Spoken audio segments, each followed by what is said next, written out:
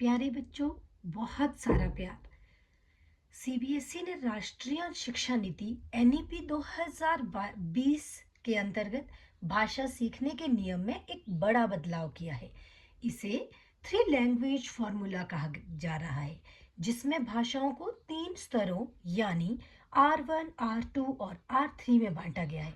सरल शब्दों में समझे तो 1 जुलाई 2026 से अब कक्षा 9वीं के छात्रों के लिए 3 भाषाएं पढ़ना अनिवार्य हो गया है, जिसमें 2 भाषाएं भारतीय मूल की जैसे हिंदी, संस्कृत, मराठी, बंगाली आदि और एक फॉरेन लैंग्वेज आपको पढ़नी जरूरी है।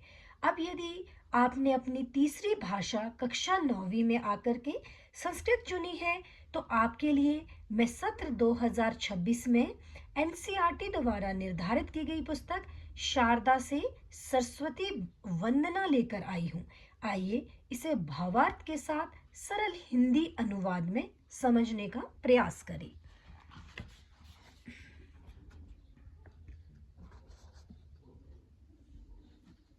शुभ्राम स्वच्छ विलेप माल्यवसनामः शीतांशुखंड उज्ज्वलां व्याख्याम् अक्षुगुणं सुधा आढ़्य कलशं विद्या च विभ्राणां कमलासनां त्रिनयनां वाग्वेतां सुस्मितां वन्दे तां परमेश्वरी भगवतीं सिद्धिप्रदां शारदां।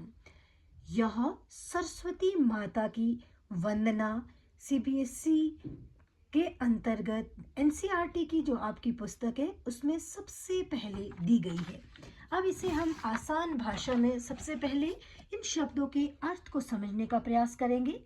शुभ्राम सफेद वर्ण वाली, माँ सरस्वती को सफेद वर्ण वाली अर्थात सफेद कपड़े जो उन्होंने अपनी साड़ी पहनी होती है वो कहा गया है।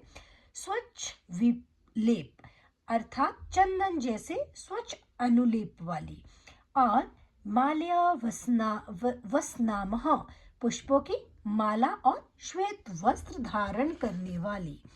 शीतांशु खंड उज्ज्वलाम नाम मस्तक पर बाल चंद्र धारण करने वाली या बाल चंद्र धारण से सुशोभित होने वाली।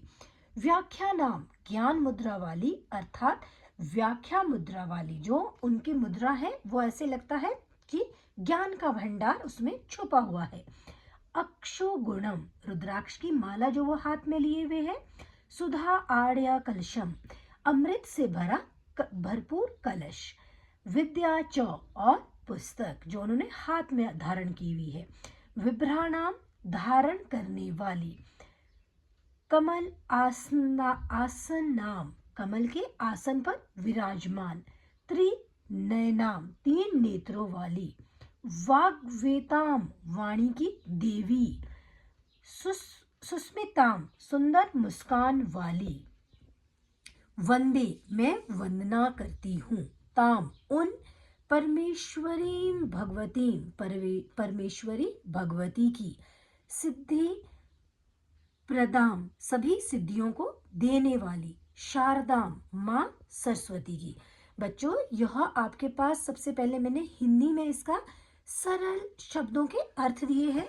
अब हम इसके अनुवाद को समझने की कोशिश करेंगे। शुभ्रा सफेद वर्ण वाली। स्वच्छ विलेप चंदन जैसे अनुलेप वाली। माल्या वसनाम फूलों की माला और श्वेत वस्त्र धारण करने वाली। शीतांशु खंड उज्ज्वला नाम मस्तक पर बाल चंद्रमा धारण करने वाली। व्याख्यायाम ज्ञान मुद्रा वाली अर्थात व्याख्या मुद्रा वाली। अक्षुगुणम रुद्राक्ष की माला धारण करने वाली माता। सुधा आढ़्य कलशम अमृत से भरपूर जिनके हाथ में कलश रहता है। विद्या च और पुस्तक दूसरे हाथ में रहती है। विभ्राणाम वह उस पुस्तक को धारण करने वाली है। कमल आसना नाम और कमल के आसन पर विराजमान हुई हुई है, बैठी हुई है। त्रिनयना नय त्रिनयनाम, 3 नेत्रों वाली है। माँ को 3 नेत्रों वाली कहा गया है। जैसे शिव को भी 3 नेत्र वाला कहा जाता है, उसी तरह माता सरस्वती को भी यहाँ 3 नेत्रों वाला कहा गया है।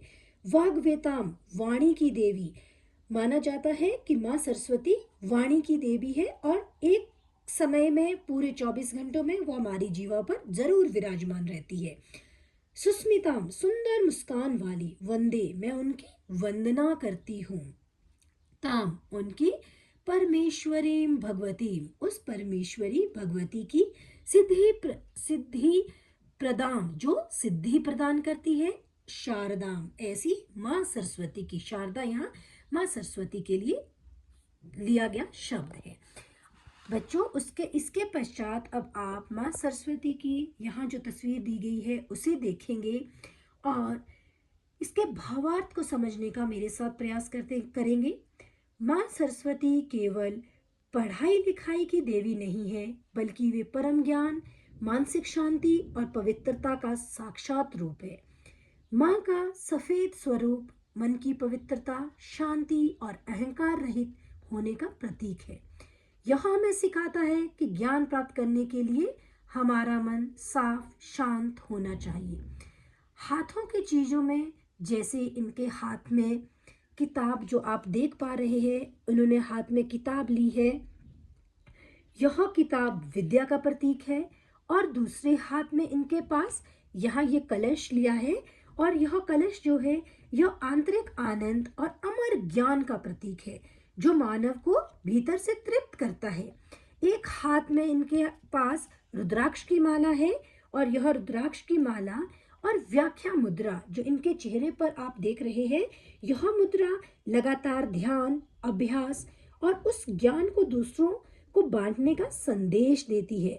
बच्चों, माँ सरस्वती ज्ञान की देवी मानी जाती है, इसलिए इनका इस तरह से यहाँ वर्णन किया गया है। चांद की तरह माँ का स्वरूप एकदम शांत है, जो आप चित्र में भी देख सकते हैं, जो हमारे अंदर के गुस्से और अज्ञान को शांत करता है। और उनकी सुंदर मुस्कान जो है वह यह बताती है कि सच्चा ज्ञानी हमेशा सरल, सौम्य और खुश मिजाज होता है।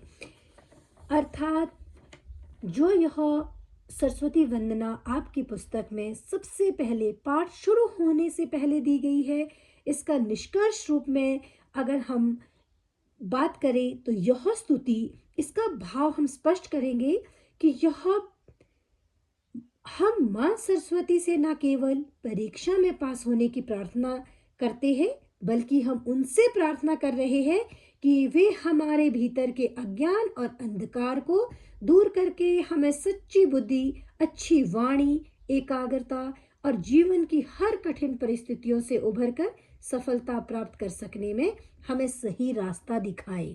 यह पूरी पुस्तक जो कक्षा 9वीं में एनसीईआरटी और सीबीएसई के द्वारा आप बच्चों के लिए प्रदान की गई है, निर्धारित की गई है, हम उस माँ सरस्वती से प्रार्थना करते हैं इस सरस्वती वंदना के द्वारा कि माँ सरस्वती हमें हर उस मुश्किल से उबारे और इस पुस्तक को अच्छे से पढ़ने, ना कि केवल परीक्षा में पास होने के लिए, बल्कि अपने जीवन का जो हमारे जीवन में जो अंधकार है उससे भी उभरने के लिए हमें सही मार्ग दिखाए।